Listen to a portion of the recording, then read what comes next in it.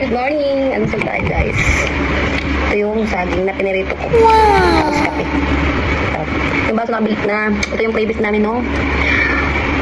Kailan ba kami nag-swimming sa San Pablo? San Pablo City. Sa may bowling.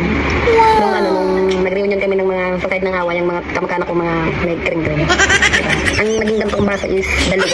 Tapos meron yung sili, tapos may bag. Siyempre, nagulang ako kaya nakadalawa ako. Kaya sa meron din. Ang masarap ko siya din, yung sunod na kain ko is mamaya norit na. Depende, kasi pagkasok ko mamaya pagkaluto, hindi kakain ko mamaya pagkaluto. Diba? May talaga ako sa mga saging, prutas. Kanin hindi na masyado. Kasi hindi na ako mahilig sa mga matatamis na pagkain. Mahilig ako sa mga pangmahirap na pagkain.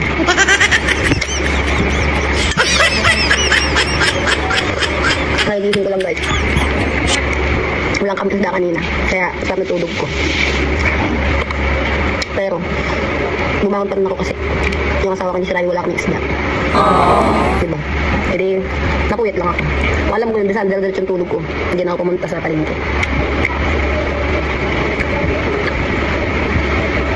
Hindi ko na kasi naranasan yung yung magdamag kang tulog. Tapos gigising ka ng umaga.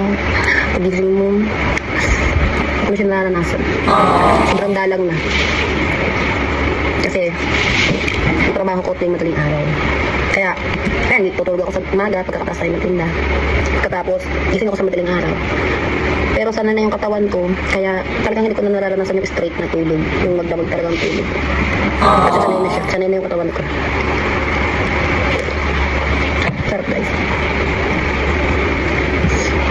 Diet now, laklak mamaya. Useless din yung pag-diet. Kasi nakakata ako sa anak.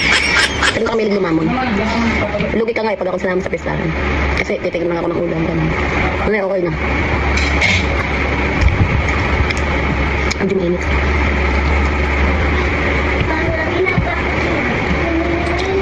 Ang harap.